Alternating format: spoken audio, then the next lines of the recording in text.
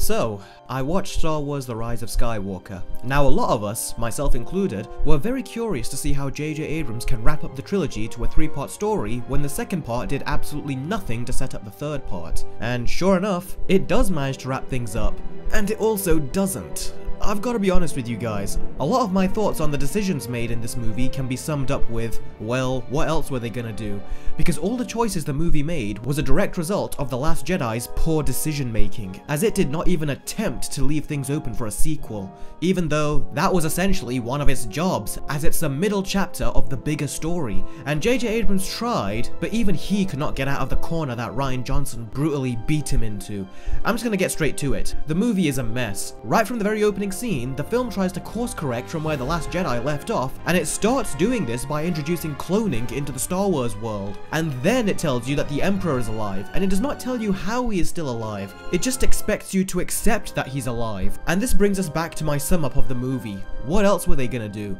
The obvious reason they brought back the Emperor is because their main villain, Snoke, is dead. Rian Johnson prematurely killed him off, and he did not introduce a new threat for the final movie. And before you say it, we all know that Kylo Ren is not a real threat. Rey beat him twice in a matter of a week. Do you really think he's going to beat her the third time round? So we needed a stronger villain for Rey to fight. But Johnson killed him off, so JJ had to bring back the Emperor. What else was he gonna do? And by the way, it's worth pointing out that Kylo Ren is the only character that even comes close to getting a complete arc throughout these films. Rey has a couple of discoveries, but aside from that, her arc was pretty much done in The Last Jedi. And the Force connection both she and Kylo has goes to insane lengths in this movie. So much so that it starts to create plot holes and even more questions. Going back to the rest of the movie, the story is a complete mess. It is stuffed with so much exposition, false attempts at character development, and action that is the most boring I have seen in all the Star Wars movies.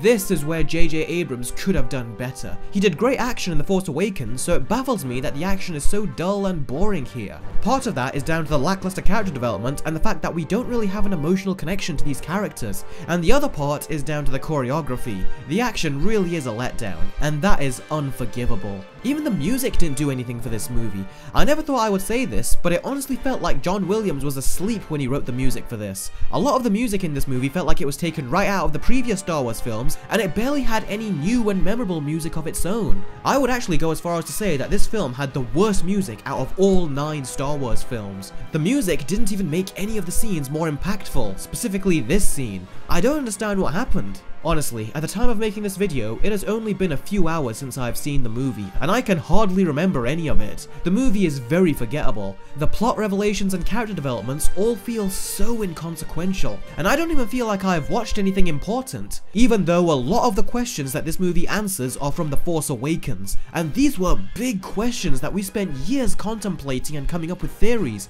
They are finally being answered, but The Last Jedi told us that there were no answers, and now that we are being given the answers, it feels like it's too little too late. And the answers don't hit you with any weight or relevance that they would have if they were answered in The Last Jedi. Honestly, I don't blame JJ Abrams for this. He did the best he could given what The Last Jedi gave him to work with, and combining that with the very strict time limit Disney gave him to make this thing, I'm surprised he managed to move the story forward at all as much as he did, because I sure as hell couldn't come up with anything that they could have done with this chapter. And by the end of the movie, when everyone is having their victory celebration, it doesn't hit you at all like it did in the end of Return of the Jedi. Really, I just felt nothing. My score for this movie will definitely fluctuate the more I think about it, but right now, The Rise of Skywalker gets a 5 out of 10. The score may go up, even though I doubt it, or it could very well go down, but right now, this is my score. Again, I'm not angry with JJ Abrams. The guy had a great idea where this franchise could have gone with the seeds he planted in The Force Awakens, but in the end, Kathleen Kennedy gave the green light to Rian Johnson, and because of her, we got The Last Jedi, and she royally screwed up. She fired Phil and Miller from the Han Solo movie, and she fired Colin Trevorrow, saying that they had creative differences. She had creative differences with them, but she didn't have creative differences with Rian Johnson. Going by her track record, it must mean that Phil and Miller and Colin Trevorrow were gonna do something good, but we will never see what they were gonna do, nor will we see what JJ Abrams would have done with this trilogy that he set up from the beginning. The main problem with this new trilogy is the second chapter, and whether or not JJ Abrams had a full plan or not, if Disney slowed down and gave him more time to plan out the sequels, then this could have been a much better trilogy than what we ended up getting. But instead, it was a massive disappointment, and that is mainly down to the lack of planning and structure of these stories. What do we have to look forward to now?